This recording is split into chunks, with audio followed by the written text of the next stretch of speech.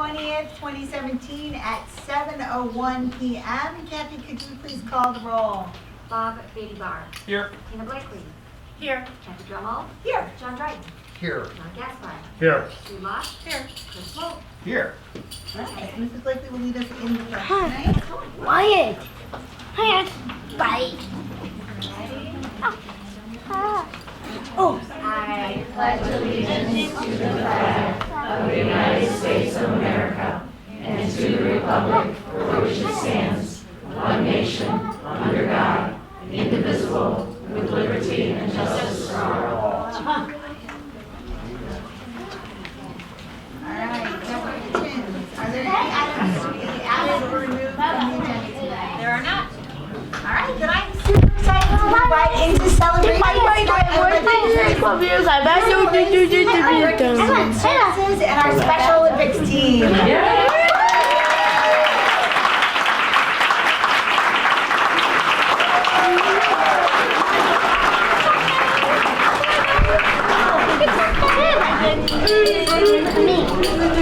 It's okay. All right. You don't like a lot of noise. Forget that. Sorry.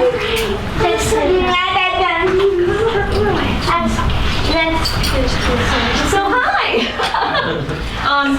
I am here to celebrate some huge successes.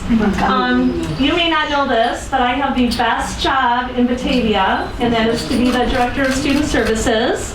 And it got even better this year because I got to coach Special Olympics and spend every week with these wonderful, wonderful children who did outstanding.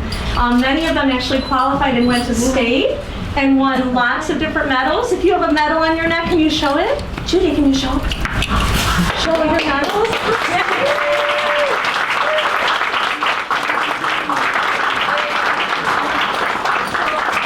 We had such a wonderful time together. And the kids, as you can tell, are really close friends and really wonderful kids. And we had more coaches in Batavia than any other school district in the area. So when I walked in, there were so many Batavia volunteers and more Batavia students than our other friends too, right? Okay. Yeah. So it was wonderful. So today, I can announce some people, some of my friends that get some awards for their great work, okay? Some friends couldn't come today. So if they're not here, then we'll hold on to them. Is that okay, Michael? Will you help me? Okay. Is Alex here today? We'll hold on to Alex, right? How about Alita? Alita Cronin? Yeah. Is she here today? Yeah. Where is she? I'm not here. How about Maxie? Is Maxie here today? No, she's not here. Okay, we'll save that one. How about Ellison? Yeah. Is Ellison here? Yeah, she's over there. Here, Ellison. It's for you. Thank you. You're welcome. Is Anna Kroger here today? No, she's not here. Okay. How about Zach Markison? Is he here? No?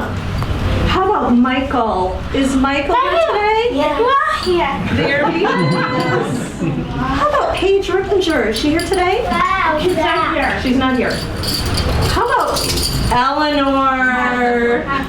Eleanor's here. How about Catherine Sauer? Is she here? No, not here today. How about Wyatt Stahl? Is he here today? Yeah. There you go, Wyatt. Maybe to you. And how about our oldest member who has lots of medals on her neck, Judith Young? Is Judith Young here today? Mm-hmm. There you go. Congratulations.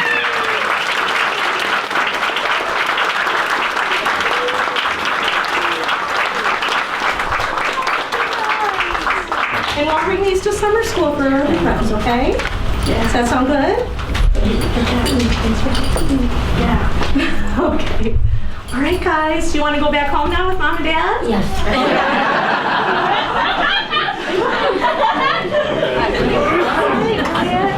See Dad over there? I don't know. We can go. I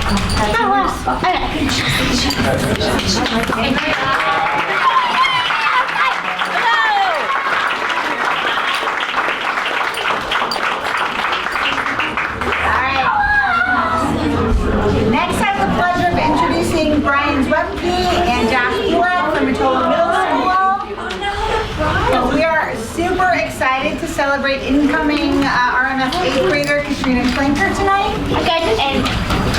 She not only took first place in the Class 3A 2016 ISA State Cross Country Meet, but she also took first place in the Class 3A 2017 ISA State Track and Field 800 meter run and 1600 meter run.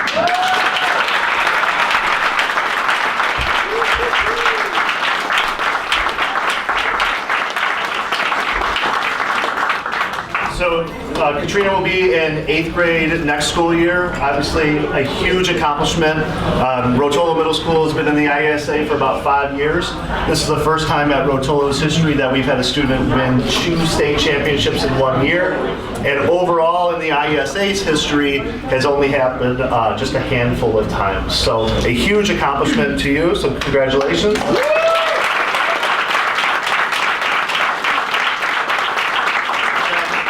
Supporting Katrina, thank you to her parents, our athletic director Josh Bulak, Coach Brooke, Coach Kate, and Coach Amy is back there for track. So tremendous support for Katrina as well. That's awesome. But before we let Katrina leave, I'd like to point out that running runs in the Schlenker family. Katrina's older sister Sabrina, who's going to be a sophomore at Batavia High School, is also in the audience. Sabrina, stand up so we can see you. Oh, there she is. Over there. All right, she was on the Batavia High School Girls Track and Field IHSA state team her freshman year. At sectionals, her 4x200 relay team took first place. Her 4x100 relay team took second place. And she came in 4th for the 300 meter hurdles. So if you guys are in trouble, your parents will not be able to catch you. Congratulations, you guys. That's super exciting.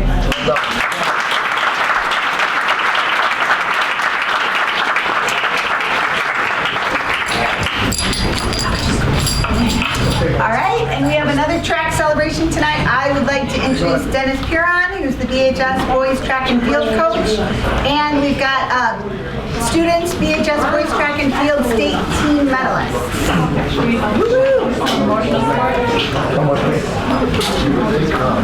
All right, so this team had a phenomenal undefeated season and a terrific finish at the state meet with 8 medalists earning 11 medals. So we're going to let Coach Puron say more about his green team here.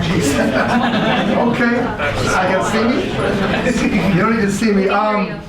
So I've been coaching track for a long time at Batavia since I don't remember when, but a long time. And this is the first track team that we can find ever that did not lose a meet over the course of the entire year. That's every invitational, conference, indoors and out. All the invites that we host, Peterson Prep. Jim Arnold was canceled, but they would have won. They would have won the meet. And also won the sectional meet, which was only 11 sectionals in the state. Now in Class 3A, and obviously we compete in the largest class in Illinois. The combined excellence of these kids was phenomenal, and they didn't just win meets. I'll just give you an example. So I'll just pick at random. If we look at the sectional meet, they won 152 points for first and 79 for second. Conference 226 for first, second was 96 points. At the Peterson Prep, 186 for first, second was 97. And at the Kane County meet, they set a record. It's a 100-year meet, scored 198 points, the largest point total and margin of victory in the history of the county meet in 100 years, being North, who scored 82, so almost more than 100 points. And if you know how track is scored, it's a pretty special thing to be able to have a team that's so deep, can score across multiple events. This sample of our team is the state qualifying athletes who we brought down to the meet, and the number of medalists that ended up placing was in the high jump. And just raise your hand. Jay Hunt, 3rd place in high jump. Peter Rulich, 8th place in high jump. Raise your hands, guys.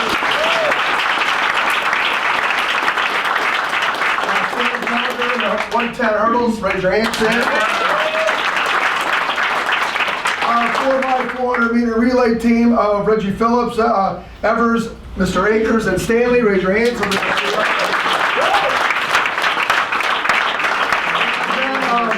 We have had 4 state champion individual athletes in the history of Batavia track and field, and they've been in the last probably 15 years or so. But this is the first time that we've ever had a relay team that won a state championship. And what I'm going to tell you is that if you can see the picture there, the quality of athletes in Class 3A and the standard that you have to run at to be able to win a sprint relay is pretty phenomenal. They ran in record fashion. Obviously must have set all sorts of school records and other records that we have, but more importantly, getting first place at the state meet. Mr. Burkog, Mr. Hunt, Mr. Evers, and Mr. Stanley. Guys, raise your hands, please.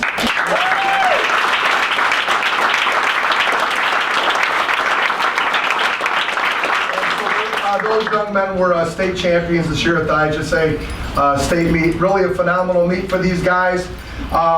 Overall, as a team, I believe we were a point out of 8. But understanding how track and field is scored at the state level, it's really a giant, giant event where being able to score and place in anything is fantastic.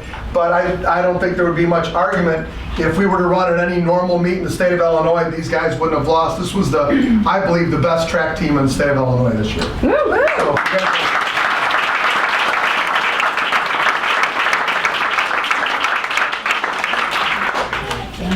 Thank you, guys. thank you guys. Good job, Nick.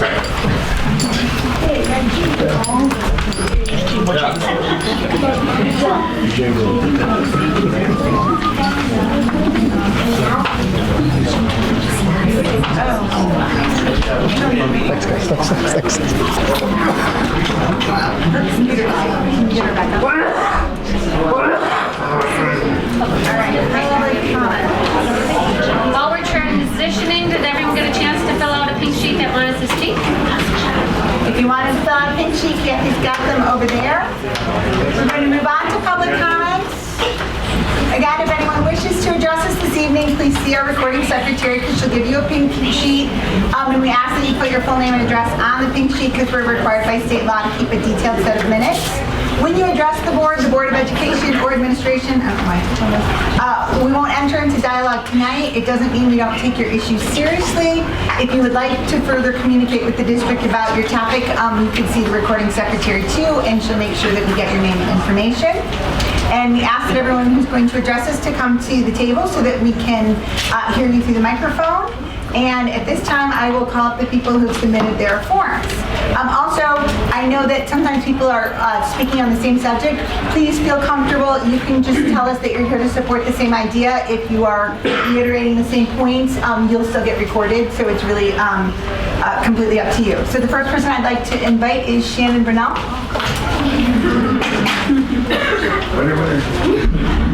Hi, thank you for having me. My name is Shannon Brunel, and I am a parent at Grace McLean School. I have 2 daughters there going into 1st and 3rd grade, and I'm here to speak in opposition to the 2nd, 3rd grade split classroom that was decided for next year. I just wanted to express my concerns personally about the social impact that might have on my daughter and the other students in the class. When I think about what the experience might be like, my child would have the opportunity to be with probably 4 or 5 other students of her same grade and gender to bond and connect with.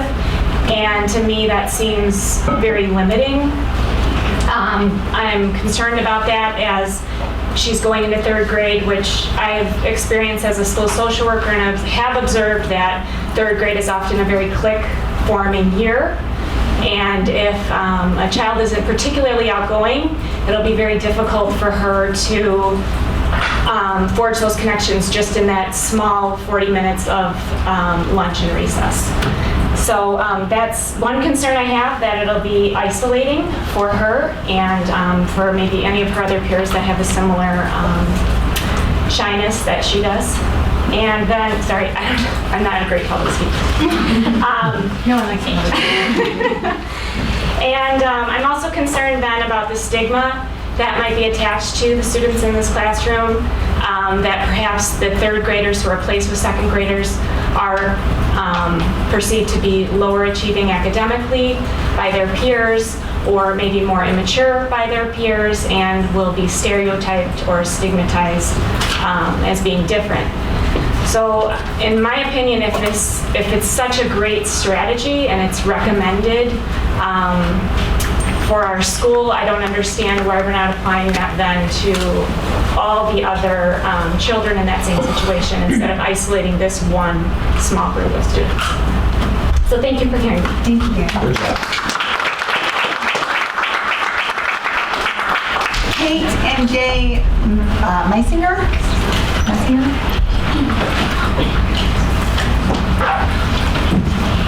I might need an extra microphone for this. Just kidding. So I'm going to read, actually, if you're all okay with that. Sure. So good evening, I'm Katie Meisinger. And I'm Jay Meisinger. We have an incoming second grader and 2 incoming third graders. So this decision doesn't feel like a proactive and innovative attempt to accelerate our children's learning. Rather, it's a reactive attempt to cut costs. We understand the need to control costs, but the teachers are the ones with the single biggest and most immediate impact on our kids. Instead of reducing teachers as a first solution, we'd suggest looking at administration. Their numbers are increasing as enrollment decreases, which doesn't seem quite right. As Mr. Modeff pointed out, when done well, this class concept will have a neutral effect. Given the program is being designed now, that simply isn't good enough. If you felt this approach was truly the best option for our children, this decision in the program would have built with the proper time and care, and we'd be instituting it across the school. But you aren't, and we think that speaks volumes. If you look at what's posted on the Batavia District website in terms of student-teacher ratio, our second and third grade class numbers having 3 sections. Last year, J.B. Nelson administration made special accommodations to keep their numbers low because the K-2 special needs kids pushed in during the day. Their numbers counted. Why don't they count at Grace McWayne? That doesn't seem very mutual. We'd ask you as board members to do more and to want more for our children than something that at best is going to be neutral. We respectfully request that you review current enrollment numbers and reconsider this decision as this proposed solution isn't right for our school district and is not right for our children. Thank you. Thank you.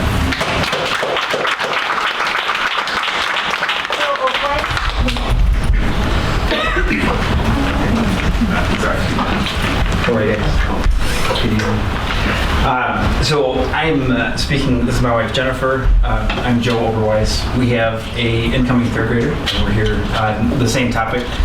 I was a member of the Board of Education in a neighboring school district before we moved to Batavia, and one of the main reasons that brought us to Batavia was for the quality of education. It's something that we have 5 kids ranging from, our oldest is going in 7th grade and our youngest is 2 years old. So you guys are stuck with us for a really long time. But you know, as it comes down to this issue of, I absolutely understand the trade-off decisions that have to be made.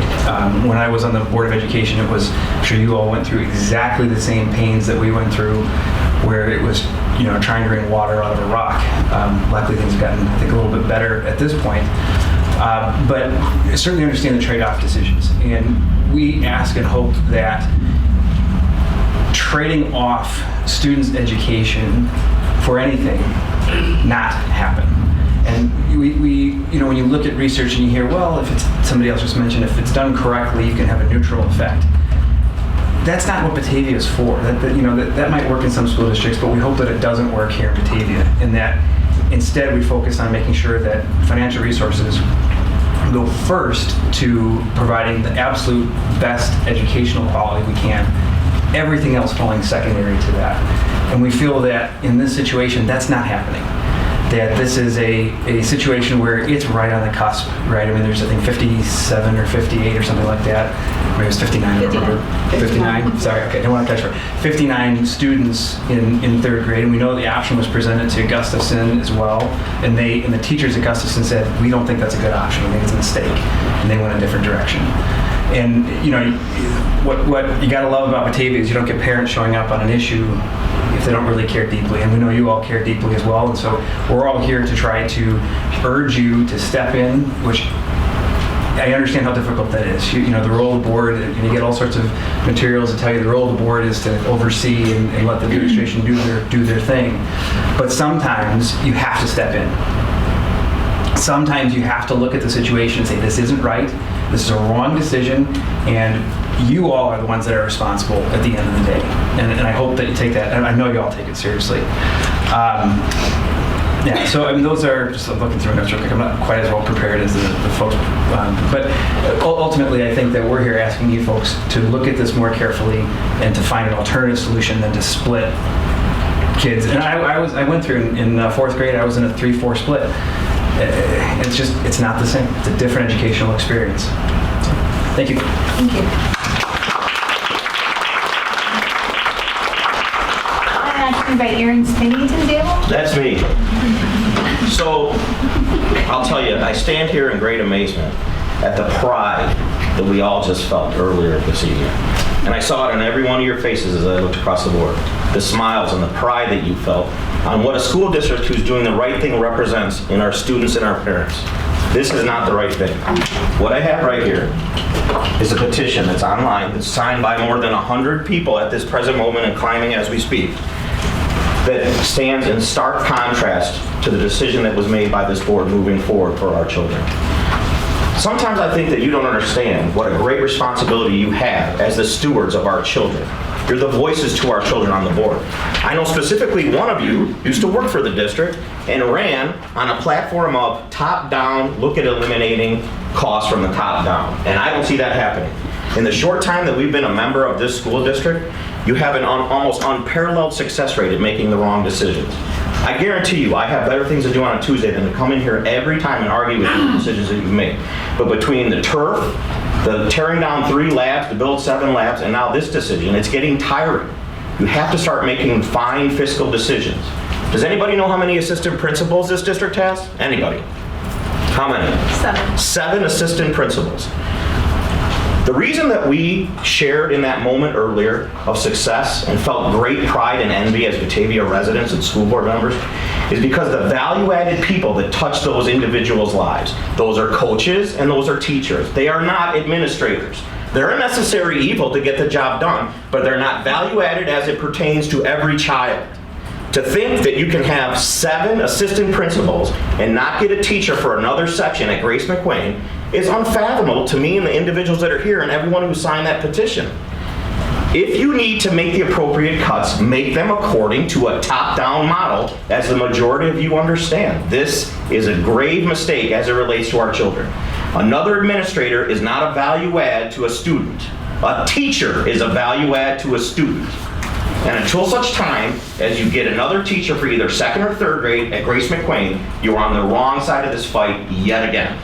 I hope, my children are young, that I have the opportunity to one time come up here and congratulate you on a decision well made. Thank you.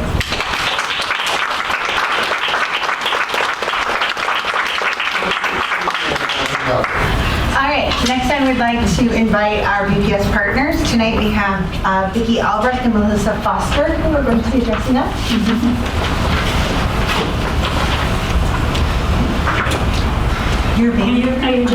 She said she were moral support. I am. Okay. Yes. And I am Vicki just. will be speaking. I This will be silently cheering. Yes, yes. And I am, I told Steve that I am channeling Amy B. and Carrie because I'm speaking for the BEA tonight. Everyone is in different spots, Liz and Amy and who else, Todd, so it's my turn. All right, so here I go. I'm just going to start to go right through here. It's easier for me. Today, the BEA ACES team, which is Todd Swanson, Jenna McKnight, and Amy B. and Carrie, and then the newly retired Kathy Garrett, presented about Batavia's journey towards trauma-resilient schools at the Partnership for Resilience Conference in Palatine. They spoke with people from around the state in schools and other organizations about creating a shared vision, training our staff on the best practices for resiliency, and our plans moving forward to continue this important work. And the teachers are really excited about this ACES training and the program and all of those pieces to it. So it's really nice, as I start to add a little bit of my own here, it's nice to see our dedication to that and that we're leading in those ways. So. Next week, 4 BEA members will be going to Boston to attend the NEA's Representative Assembly. It's Todd Swanson, Ellen Matos Santiago, Matt Holm, and Amy Biancheri.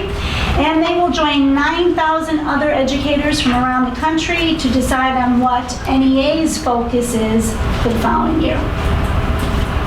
Lastly, the BEA will also like to thank all teachers who came over in the last few weeks to do curriculum writing work and meet with their building student leadership teams.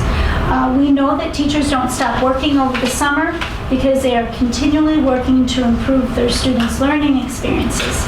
But we do hope that all the teachers in the district can take some time with their families this summer and for themselves to recharge before the new year. We already are starting to look recharged, aren't we? I think we are. So those are our BEA points, and I'm done.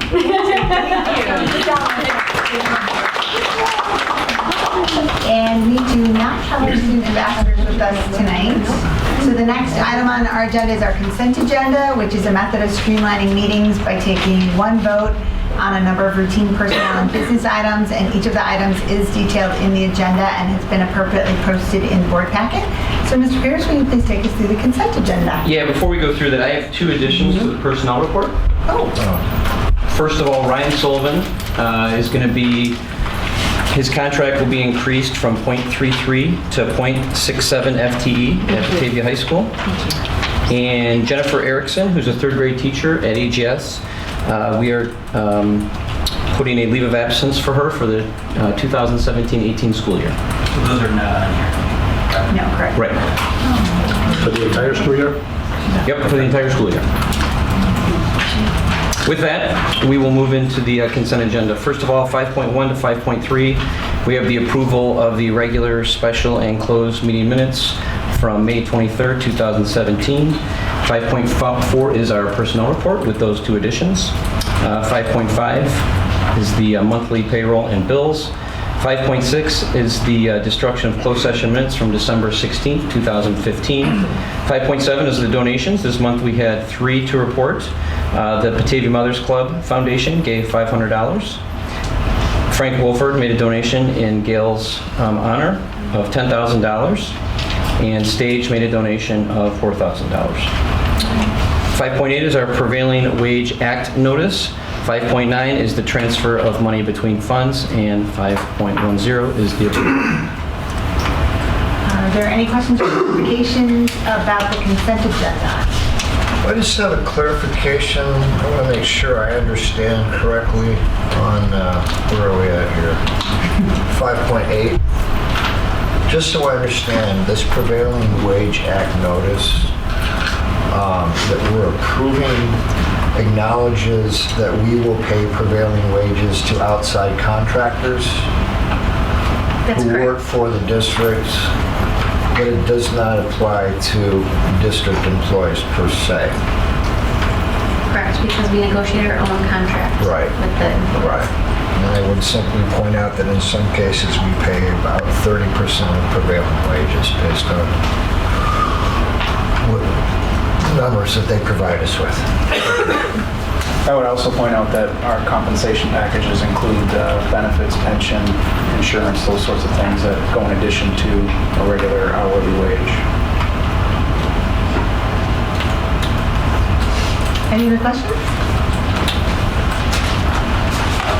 Then I would entertain a motion to approve the consent agenda with the addition of Ryan Sullivan and Jennifer Erickson's changes under the personnel section. Second. Moved by Blakely, second by Lowe. Kathy, could you please call the roll? So I can change the Sure. motion, please. Oh, with the 2 additions. Okay, you said moved by Blakely? Moved by Blakely, second by Lowe.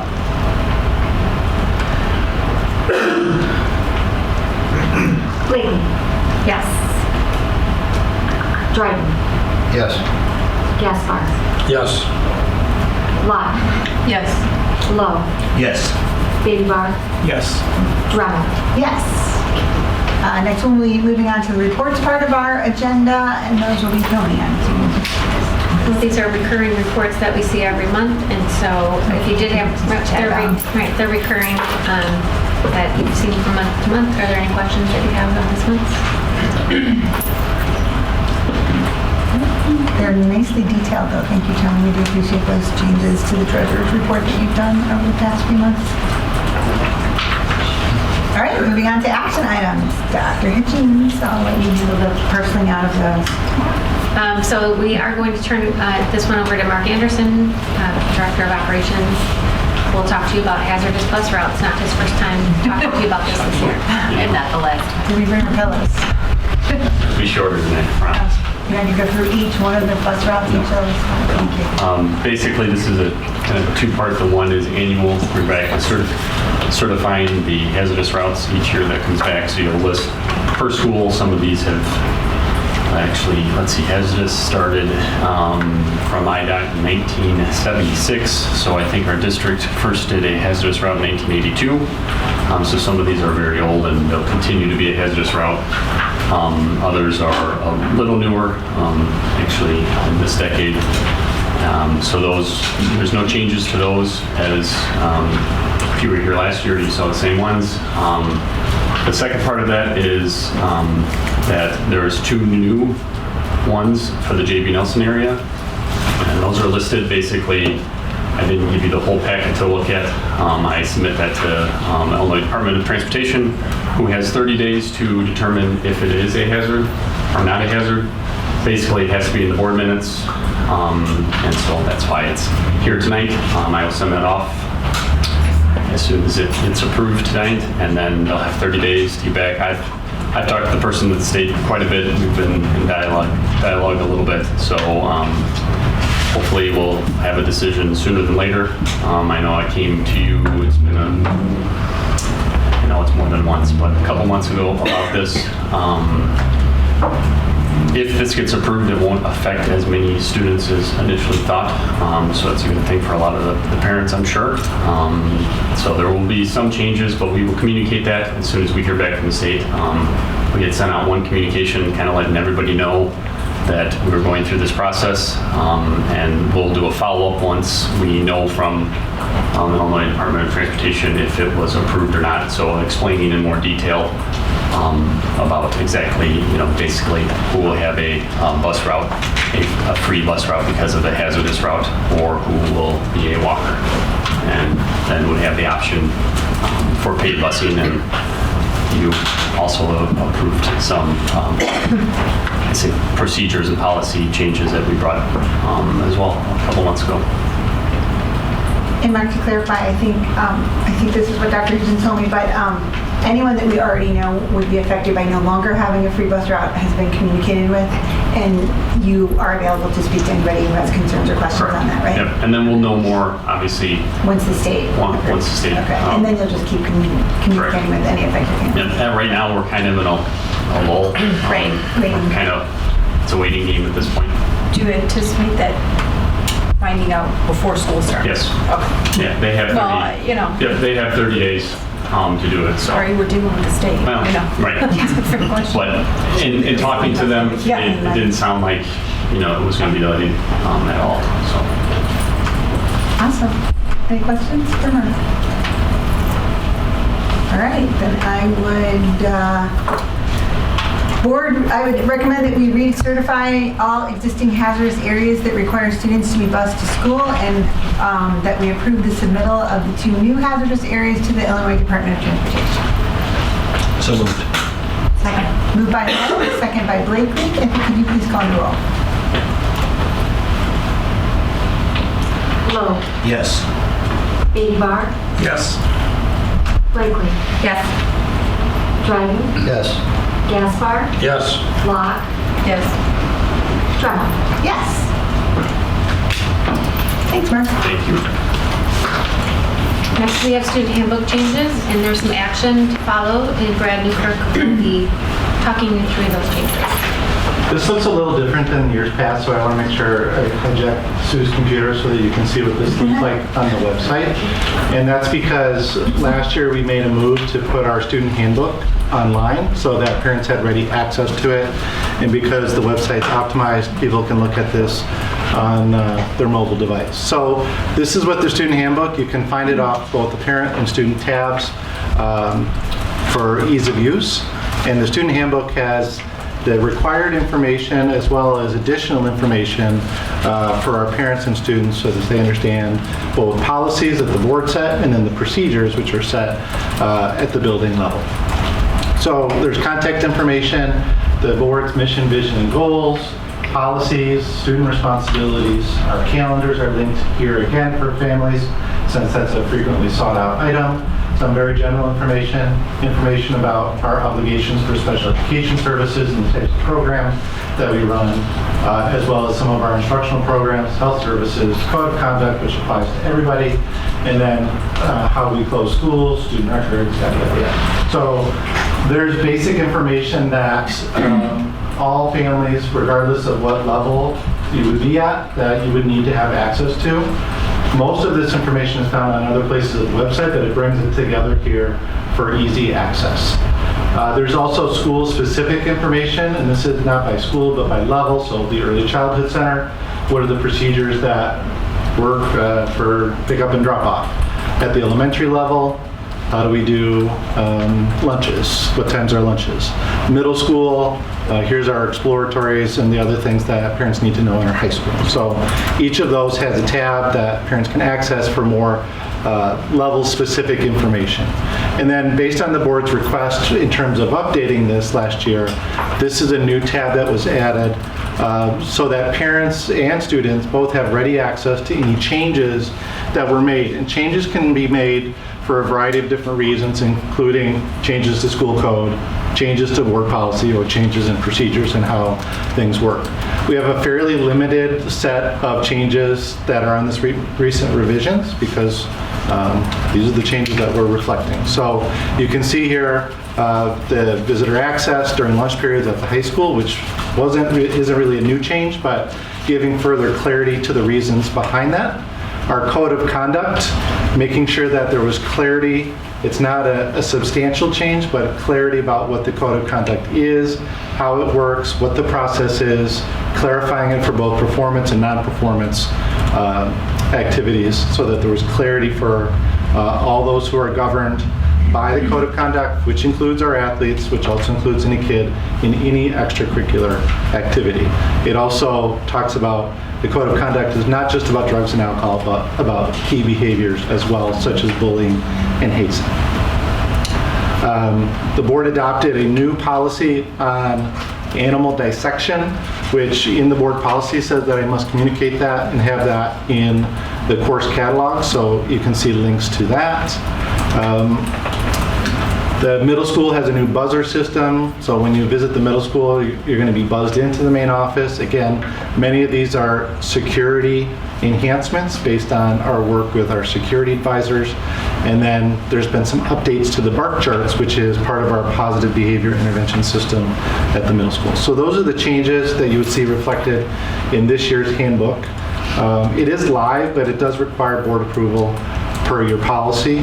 We have looked at the board's checklist for all of these things, and we'll make any changes that are suggested here. I think it's John's suggestion, John Gaspar, to put the recent revisions tab on there, and I think that was a great suggestion. It's a great resource. And thank you for the tour because the first time I looked at it, I couldn't figure out where everything was, so I appreciate that. I'm the only one. We're working to make it a little bit more user-friendly in terms of breaking some pages up and standardizing the school-specific information so that you might have kids at a couple of different levels, that it's kind of the same organization. That is definitely a work in progress. Quick question, because I don't remember, although I think John Dryden had asked us at one time. We have a process where students acknowledge that they have received the school handbook. How does that work with it completely online? There's an electronic like sign off that when we go through the handbook with our students at our middle and high school levels, that they electronically acknowledge that they received a copy of the handbook. Parents also do that as part of our updating their information, which parents can do at any time, except right now. But it will reopen in August. When parents go in to pay their fees, they can update their information. In those permissions, there's a set of permissions. Is there a link to the very, like, anything that's online? Is there a link in Power School to those? Yes, sir. Yes. Okay, I can't remember. My specific, I must find it. I beg your pardon. No, I was just. My specific concern was, and I trust you've addressed it, was that there would be a time lag between the time students would receive the student handbook or go through that process with their instructors and the time that they were required to sign off it, so that we had some expectation that they'd actually gone through the tab and read it. I'm sure you've addressed that at this point. Yep, each school, each level has a plan for how they're going to roll out the handbook to their students, and that has been noted.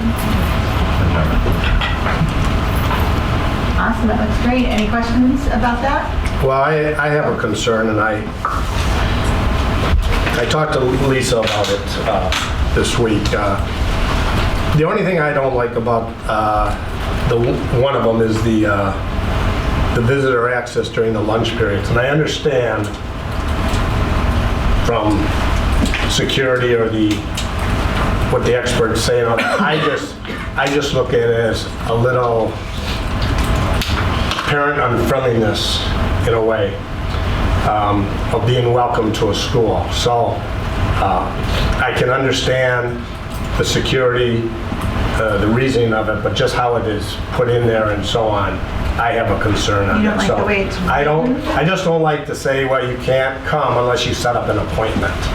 You know, you're still going to go buzz in or check in or so on. It's just the fact that, I got to make a phone call. But then when you make a phone call, dial 1, then press 3, then do this. Only the high school. So I have a concern on this, for my opinion on it, so I'm not happy with this. Can they email it? Part at all, so. When you're making an appointment, usually it would be because you've already had a conversation or you're emailing a teacher or agreeing or whatever. John, you do understand that this was put in there for the safety of our students, right? I understand, but there's also a limit, I think, sometimes. I mean, well, it could be Fort Knox. I mean, there is a degree we can't shelter ourselves everything, and I understand it. But a parent should be able to go. And they can't. And well, yeah, you got to call. You got to set up an 3 appointment. periods a day, they can go anytime. So they're just during lunch. It's my opinion, I understand. But you know what, and we're kind of, I get it, and I appreciate your opinion, but the reality is, again, like we literally just had this conversation that this is not a strategic or a visionary issue. This is an on-the-ground recommendation from the people who work at the school with their justification. So duly noted. But I'm sorry, I was trying to not beat that to death. So if there's no other questions or comments, then I would recommend that the Board of Education approve the 2017-18 Student Handbook as presented. So moved. Moved by Blakely, second by Locke. Kathy, could you please call the roll? I'm sorry, Blakely and then Locke? Yes. Okay. Blakely? Yes. Dryden? Abstain. Gaspar? No. Locke? Yes. Lowe? Yes. Bailey? Yes. Drummel? Yes. So the next agenda item is policy. This is the second reading for 3 policies, and we would, anytime you change a policy, it needs board approval, and we'd like to bring those to over the course of 2 meetings since the board sets policy. This is a very important part of what you do. So you saw those 3 policies from section 5 last month, and you didn't have any questions or revisions, or you didn't have any revisions, I should say. And so we just brought them back as you saw them last time, and we're asking for your approval of those first 3. And then after we do that, then we'll talk about that 4th one.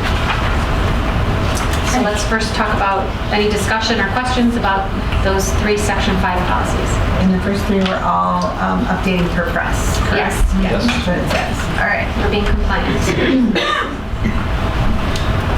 All right, if there are no questions, then I would entertain a motion to adopt the policy revisions for 5100 staff development program, 5125 personal technology and social media, usage and conduct, and 5250 leave of absences. So move. So is that you, Mr. Dryden? Was that, all right, moved by Dryden, second by Locke, and could you please call the roll? Dryden. Yes. Gaspar. Yes. Locke. Yes. Lowe. Yes. Abar. Yes. Blakely. Yes. Johnner. Yes. The other policy, the board sets direction and gives direction to administration and everyone else. Through the way that you give direction often is through your policy. So you asked that we would bring this back for discussion so you can give direction on extracurricular and co-curricular activities. There aren't any recommended changes here because you haven't had the discussion yet. You can have the discussion tonight, or we can postpone it if you feel like there's other things on the agenda because it is quite a big agenda tonight. Yeah, I was going to actually say, unless someone, I feel like there were enough other things going on tonight that I don't know that any of us came actually prepared to discuss it because this is sort of a forward thinking. So I would recommend that we table it for a future meeting. And if it's all right with everybody, I would also like to ask that at a future meeting, I would be interested if there would be a consensus to have a discussion about the code of conduct just to assess whether or not we feel like it's meeting the goals that are such stated in the code of conduct. So. Okay, I thought immediately on the discussion was 6190, the extracurricular. Yes, so we talked about having a discussion on that, but everyone at this end of the table is kind of like, oh, I'm not really prepared to discuss it because I was focused on other stuff tonight. As I understand that, can I just add on to that? I'm more than happy to table this till next month. I think where in the past where the board has had some division, couldn't quite come to consensus was over the idea of fees and not really having a schedule for that, if I recall. We settled that piece of it. Are we comfortable That's a different with part that? of the policy. Yeah, we did. Okay. I think that we removed the fees for some of the. Okay, because it's fairly general, it doesn't really discuss where that is. But I'm more than happy to table this for now. This also shows the last date amended of 2013. Right. Yeah, we haven't looked at it since then. I mean, we haven't had any substantive changes. Okay. So it's on there for, it's on there for us to talk about because there were some thoughts of how we determine what extracurriculars we offer, whether or not we're offering as many. So we tabled them, or we addressed the money issue, but I don't think we'd addressed the wider, are we doing as much? And that's why I feel like we're kind of just not prepared to talk about it. Would this include like evaluations and things like that? Okay. I'd like to table it. I'm fine with that also. Okay. And then, you need to make a motion? I don't know. I'll just bring it, it's not on there for action, that particular It's one. just on there for discussion anyway. I brought it here because of your request to talk about it, so we can just bring it back at another meeting. Beautiful. And then would there be consensus to have a discussion about the code of conduct? I'm not sure where you're at on the agenda. The objective would just be to look at our code of conduct, determine what are our overarching goals for having that code of conduct, and do we think that the code of conduct is meeting those goals? And is this separate from the code of conduct that we just approved? The code of conduct changed just some particulars, but I'm saying like a bigger philosophical discussion. So looking ahead from code of conduct. Correct. Okay. More strategic. Approve a code of conduct. Yeah, more strategic talking. Yeah. I'm okay with talking about the code of conduct. I am also. Those two things are all interrelated, so we'll bring Right. That was right. That was a good night to mention it tonight. So we can kind of talk about that whole topic of extracurriculars and code of conduct and all that. Awesome. All right, the next item on our agenda is the performance contract. Oh, we voted on the policy first. I'm sorry. We need to pass a motion to table this? No, we don't need it because it wasn't on there for That was part of an action. action item, wasn't it? No. So the policy for discussion was just for discussion. Okay. It was under the action, so. First reading and discussion. Correct. So we'll bring it back for a first reading again later. Correct. Or for discussion. Yes. Are we good? All right. And who's talking to us? Is it Tony? Mark and I will. Oh. Okay. do this together. In tandem. So when we bring that back, should that come under the reports? If we're really just going to discuss it and But then we make kind of- changes, then we'll get it back. It's always under, yeah. It would just be an thousand, I don't know,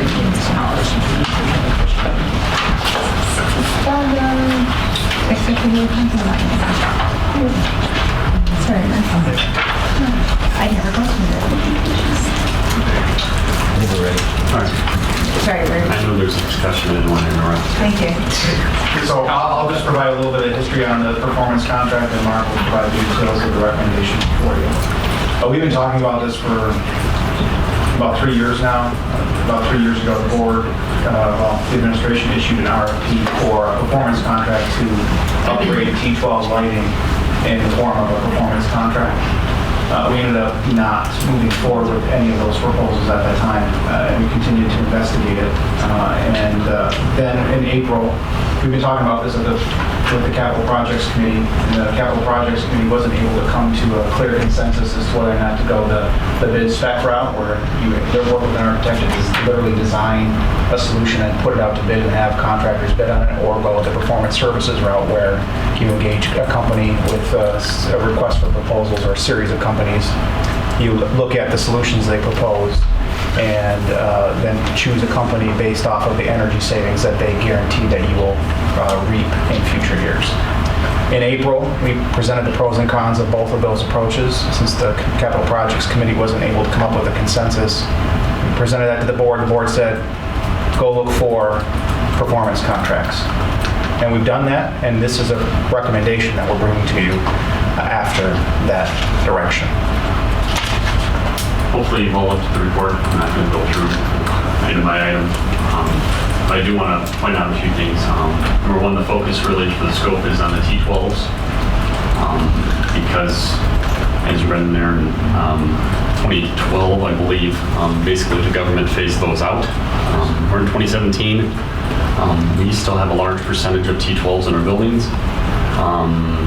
We still have some left on the shelf, but the actual ballast, and again, I'm going to try not to get too specific because you've already heard this, but anyways, the ballast you really cannot get anymore.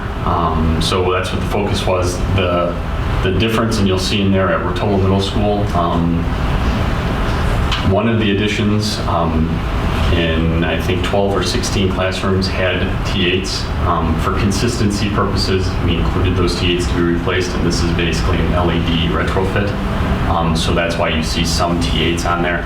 So basically you don't walk into one classroom and you have this light, you walk into another one literally right next door to each other. So that was the, excuse me, the reason for the T8s.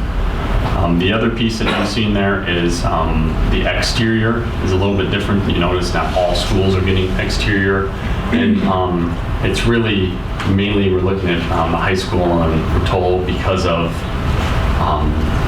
basically the scope of it and how much there are, and really the other schools, there's a possibility of doing that with our own maintenance team. So that's why we did not include, it's basically the elementary schools. It's much, obviously, smaller square footage and things like that. So that's why. And then the other piece you see in there is a dimming piece. I want to talk about that a little bit. So basically, with the dimming, you basically have the teachers that can have control of the lights. So for instance, here's an example. Here, you notice that some of these lights are dimmed so people can see the projector. If we didn't have a dimming feature, and when I speak of the dimming feature, it's basically where we're putting the retrofit kits in, so the work that's being done at the middle school and the high school. In these rooms, the teachers actually have the ability to dim their lights. So depending on what classroom they're in, depending on what they're teaching, depending on subject area, teachers will actually have the ability to do that instead of just flipping the lights on and flipping them off. This is the time to do it. To come back and do it at a later date, it's more expensive. And to do it now and to be able to say, if you're a ELA teacher and you're doing a reading activity that day, maybe you want a light level a little bit different.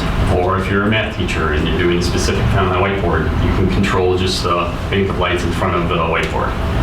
So as we discussed this, we thought this was important for the teacher to have the ability to do that.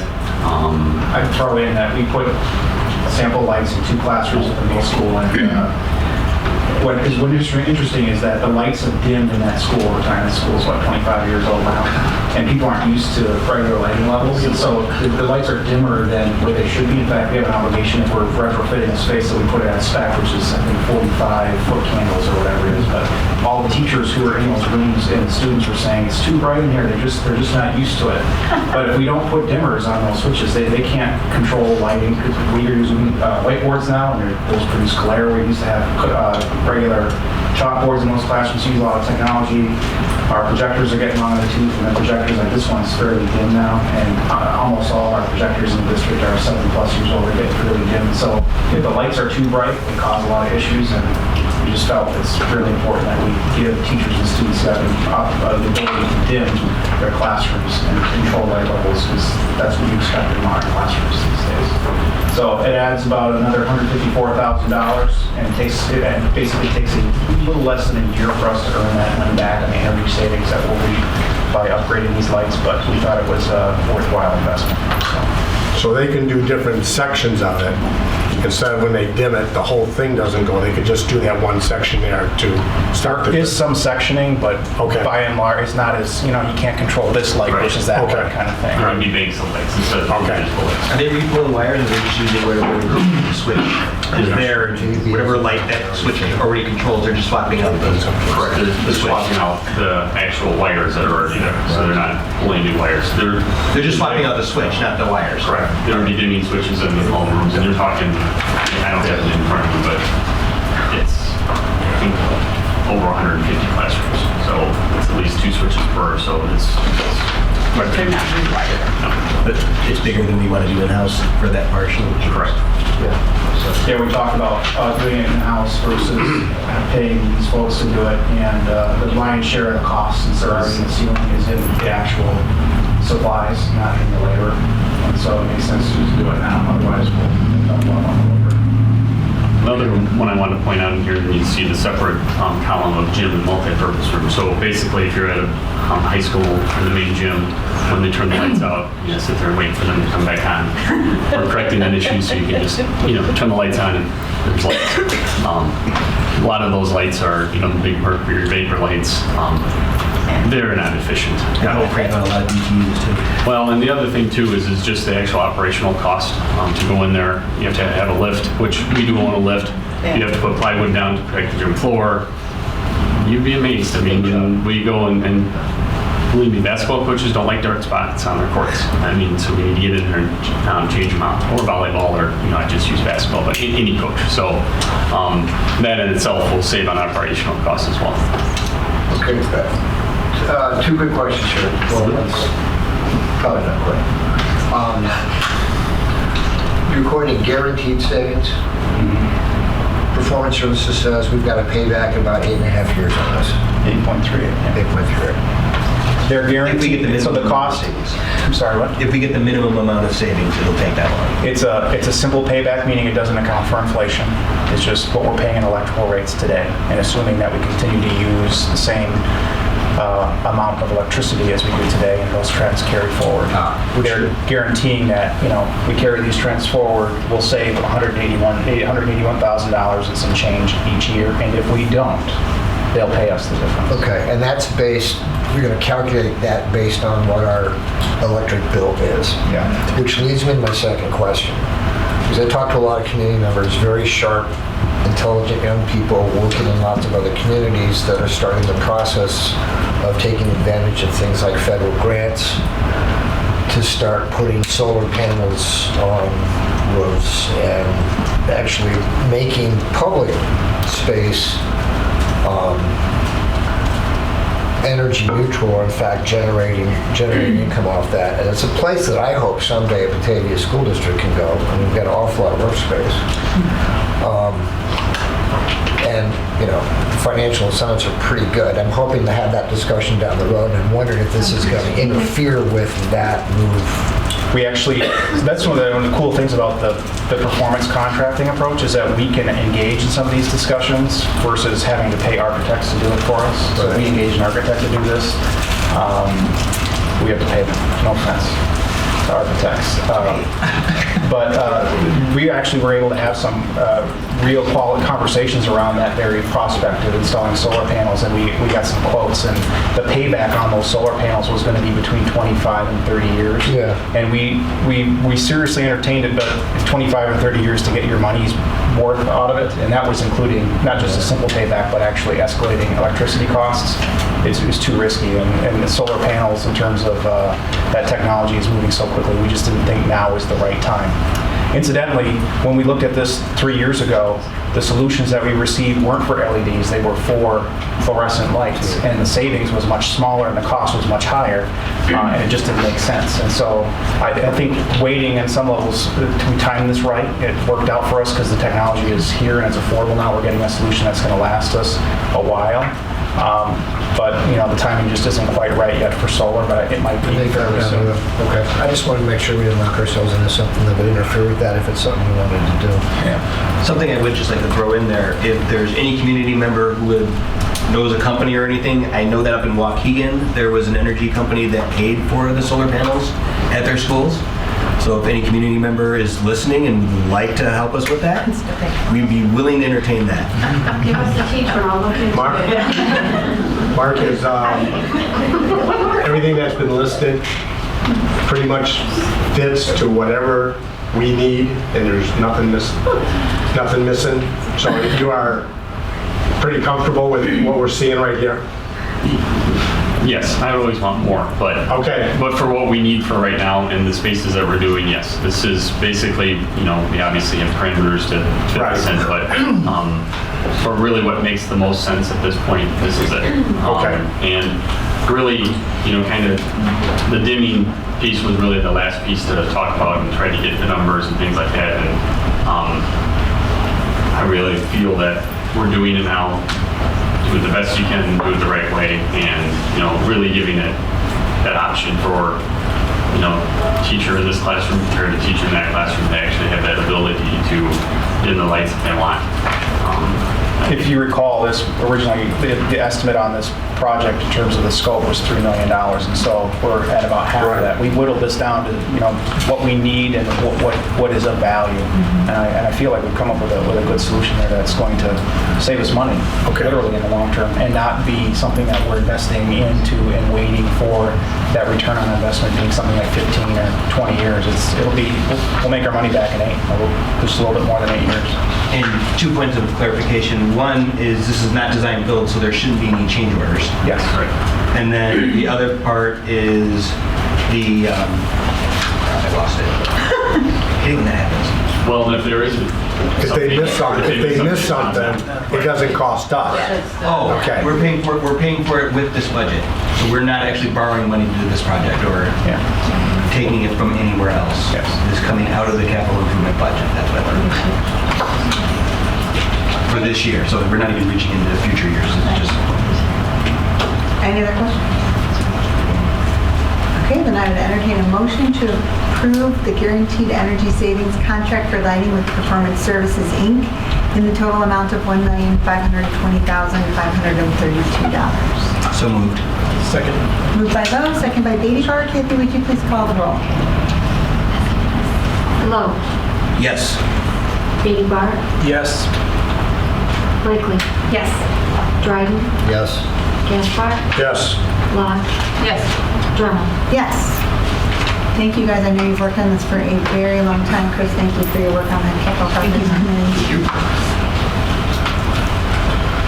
So the next agenda item is the continuing ALAP application. I'm going to turn it over to Dr. Newkirk and Lisa Lacey.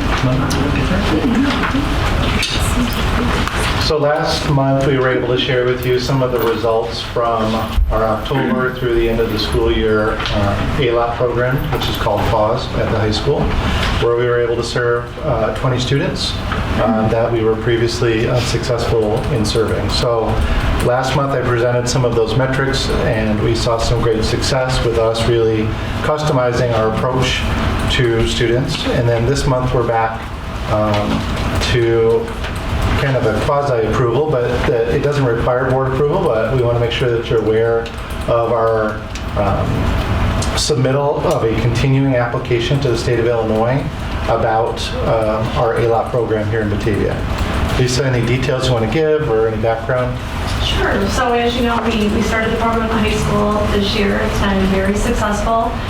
We shared with you a lot of feedback from the students, many of them thinking they were never going to graduate, many of them that had been in and out of hospitalization, and they have been really excited about the program. And out of all the students, only one dropped out of the program, still in school, but we had to adjust things, so that was really great news.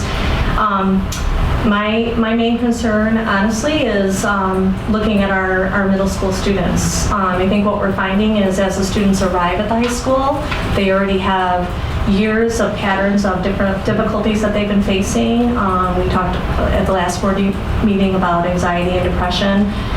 We've had 11 middle school students that have been in and out of hospitalization for social emotional reasons. We have currently 18 students at the middle school that have missed more than 20 days of school for school avoidance behaviors such as anxiety and depression.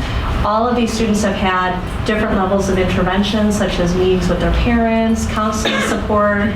Chip In and Batavia United Way, as you know, has really stepped up and has been offering even outside resources for the families that are struggling with income and resources.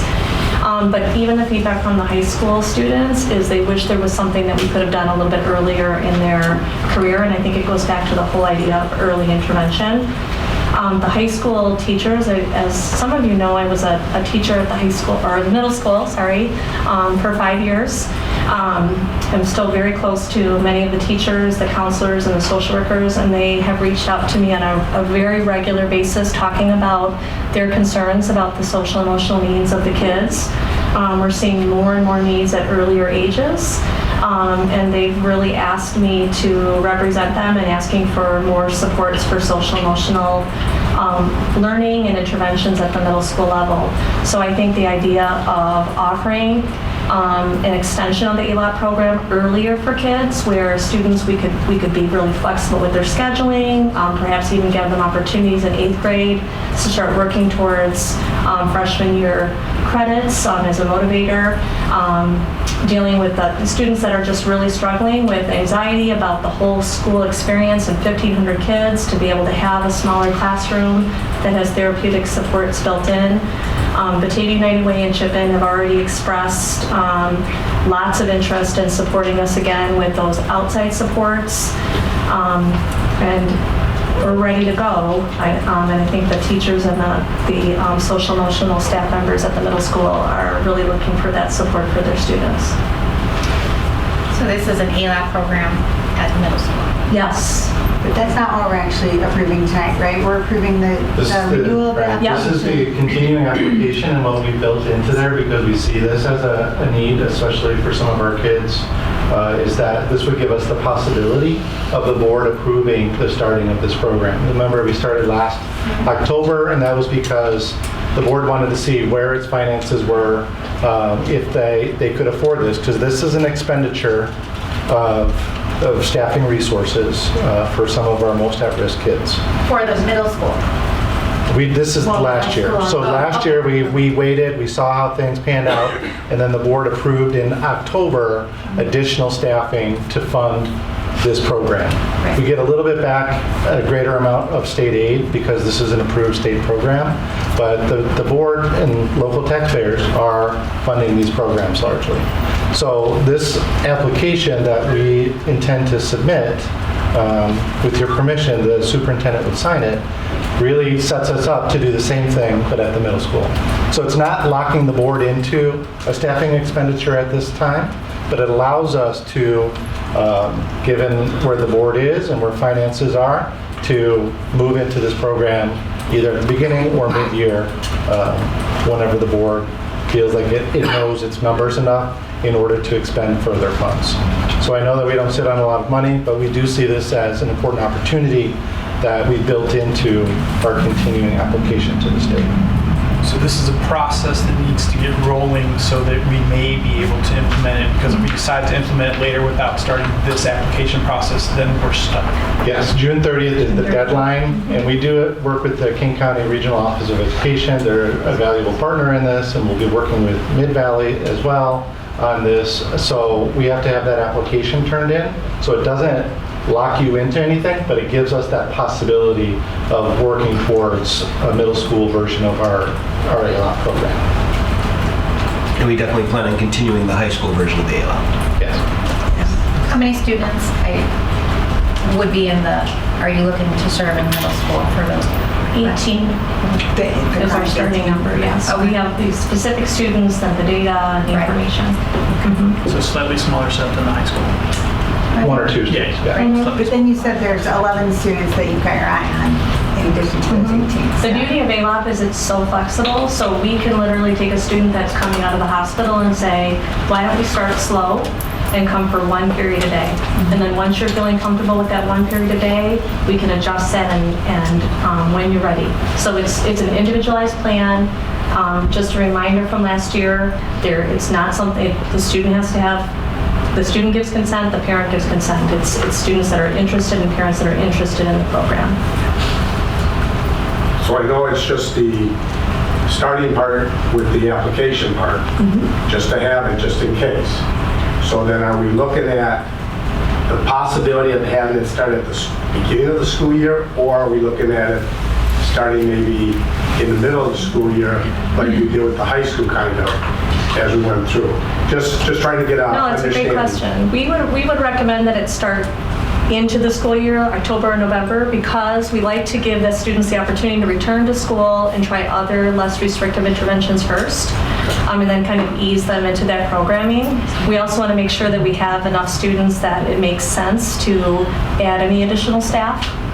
So there's a lot of things that we look at, but the intervention piece is the most important. Do you have staff in mind for this program at the middle school, or is this something that needs to be worked out? We have a couple of different things that we're working on. One is just working with Mid-Valley, where they work with us on some of the social emotional staff as part of their ALOP commitment to us. We do have some current staff members that have expressed interest, but it would be one of those things that it would be presented as an option for an opening in the district. I think one other thing that Brad and I talked about, which was really interesting, is just looking at the hospitalization piece. So when when Tony and I are doing our fun budget talks, in the past we have budgeted almost $100,000 just for homebound tutoring and hospitalizations, and this year alone, that's been cut in half.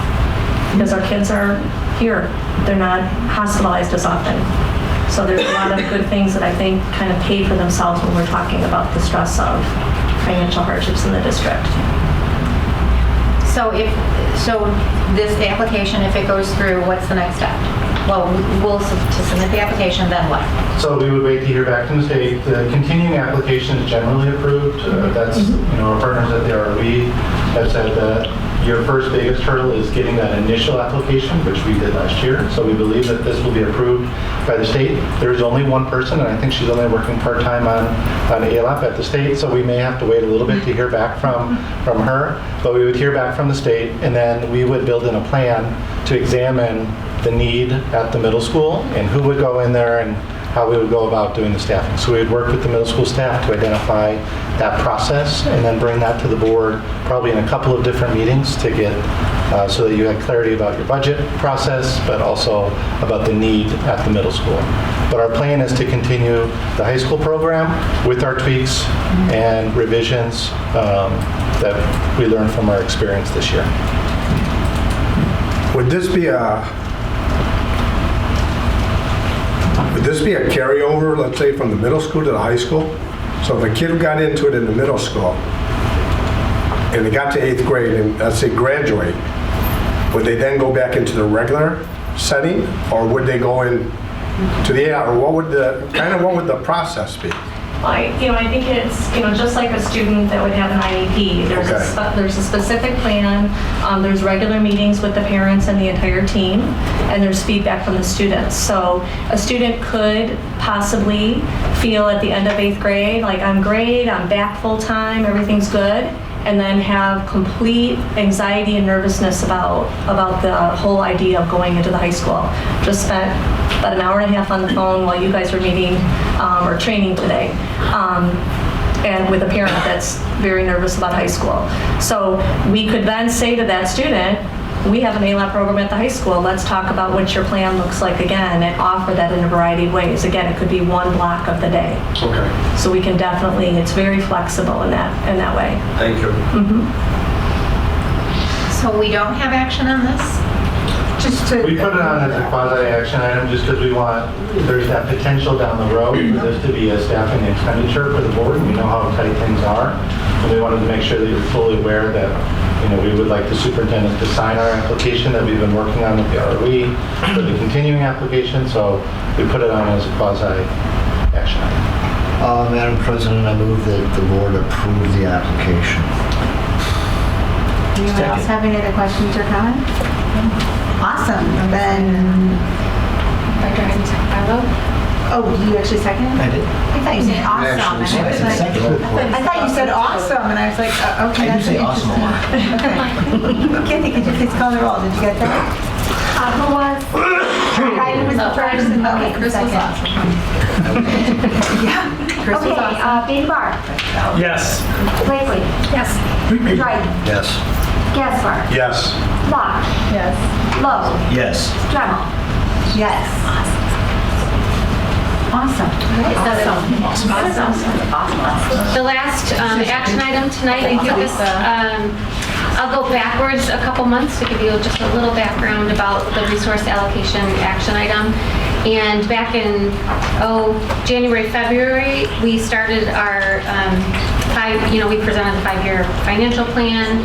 We started talking about staffing, and then the administration has been implementing that plan since that time. Normally, that's not something that you act on after that point. You always act as we bring new staff members, you take action there. But staffing the buildings is a work in progress. Numbers change quite frequently. In April, you had a group of parents come and share their concerns, and I know you're very in tune to the parent feedback and wanted to hear more about that. So you asked that we bring that back in May. So we brought it back in May as a report. So the May report is pretty detailed about the process that we follow in determining how many staff members to put in each building. It also talks about the problem solving that we go through and some different options that we consider when there's a class size that might be above our guidelines. So then we brought that back to you in May, and then you guys asked to talk about it one more time in June. You asked to put it on as an action item in case you wanted to give administration a different direction than the one that we're currently headed. And then we had a training meeting tonight, an open session before this meeting, and one of our topics was our decision-making process, and had a rather lengthy conversation about the collaborative structures that are in place to make these decisions. And I feel that we reaffirmed our governance and directional role, and that we are confident that the process and the conversations are happening, and that there wasn't a step that we needed to take at this time to give any different direction. Would I be summarizing that meeting adequately? Yes. I would agree, yes. Okay, so I believe that we were in consensus that there was nothing that we needed to do further now that we have clarity on our process. All right, then that concludes all of the action items on our agenda tonight, so I will move to Dr. Hitchens for administrative comments.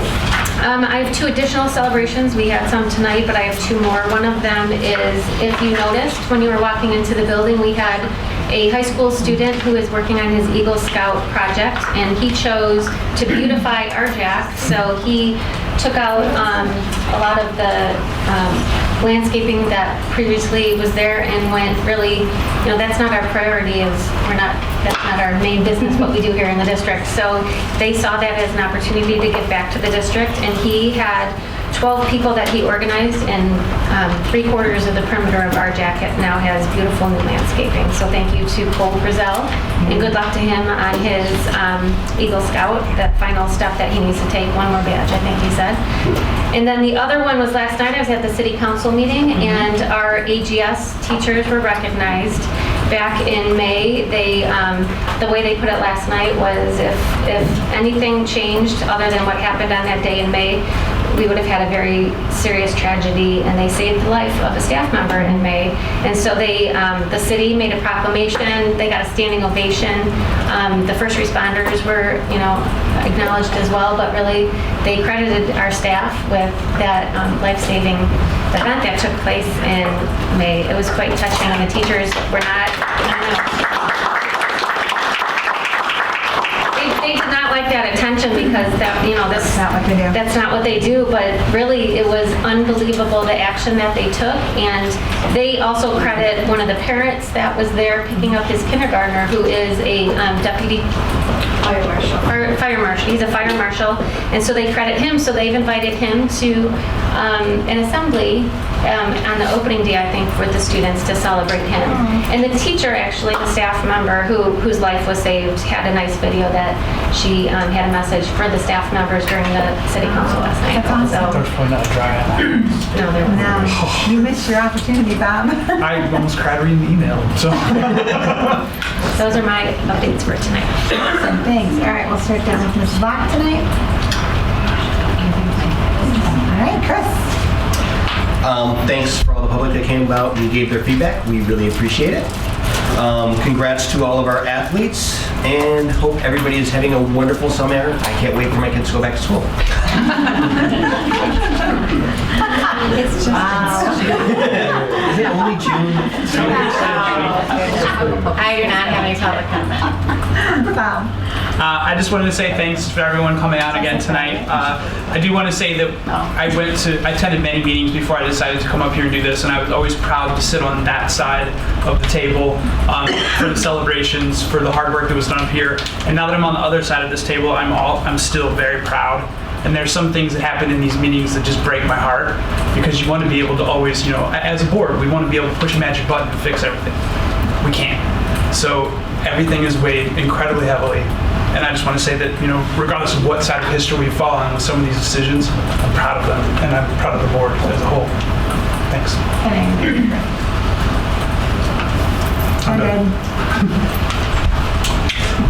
Reader's Digest version. Being a board member can be awfully frustrating sometimes. And I'm going to ditto Bob. You want to fix everything. And I'm a big believer in democratic processes, and I'm a big believer in that the board represents the community that elected us, and we should have our ear to the ground, and what the constituency wants, the constituent ought to get. And reality comes crashing into that, and the only way this process can work is if we allow the structures to work as they're meant to. We hear you.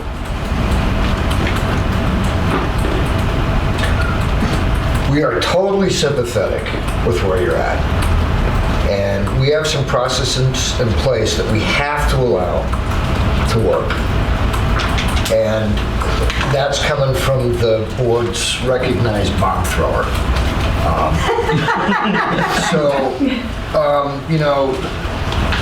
It's just one of those frustrating things that I personally, we, all of us as individuals, want to give you the redress that you want right now. And we have to let the process work and have faith that the process will work. And if we're in a position down the road where we see it doesn't work, we'll bang Lisa under a truck or something, we'll get it done, you know? We'll make it physical and violent and owie. But right now, we're pretty confident that we've got this right system in place, and that's all I really feel I can say about it now, except to be patient, be patient, be patient. John Gaspar. Yes, I echo it. I mean, we just sat in a 3-hour meeting going over this again, and just to Executive training. well, you know, one of the hardest things this is our public meeting. It's not like where I have a hard time is this is the only time we can talk freely. If more than 2 of us get together, we break out the rules. Federal law. The Open Meeting Act. So it's very hard for us to sit down, like you guys in your normal businesses, sit down and brainstorm and do things and let the process work out. We can't do that, except right here. And then you guys are all here, and I'm not trying to keep my words precise or watch what I say, but the interpretation, translation, can change on anything. And it's not meant that way. So I agree, there are some processes in place. We have to let it go through. I think everyone, whoever emails, calls, comes here, gives us their opinion, their view. It's valuable. I take the senior management's view very serious. I take the BEA, I take the staff. And that's how I have to weigh my decision. But I can't just go out and say, okay guys, what are we gonna do? Right then we'll break the law, and we can't do that. So sometimes when we talk, it's me and senior management, or 2 of us and senior management, and then we're trying to figure out, okay, what did the other one say? And it's hard. And I know you guys are working in different areas, and you know that's not how it should work. But that's how, our hands are tied. So, as John and Bob said, and everyone, be patient. Yes, you might not agree with it. We're looking out for the best. I mean, I don't have anybody in the system in.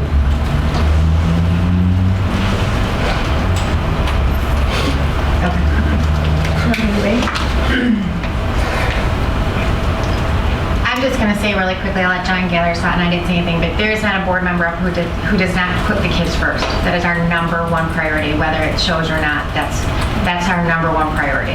Our kids are first. Yeah, they're out, and I would not spend my time here if I didn't care, and I do, and I want to do what's best, and it makes it hard. So, thanks to everyone for all the work. Thanks, John. I should thank everyone. I think it's really apparent that the people up here tonight work with a lot of passion and a lot of heart, and it's not always easy. So thank you for your hard work. We do have an item on the agenda tonight for closed session. So there is not action after closed session. So I would entertain a motion to adjourn to closed session for collective negotiating matters between the public body and its employees or their representatives, or deliberations concerning salary schedules for 1 or more classes of employees. So moved. Moved by Gaspar, second by Blakely. Kitty, would you please call the roll?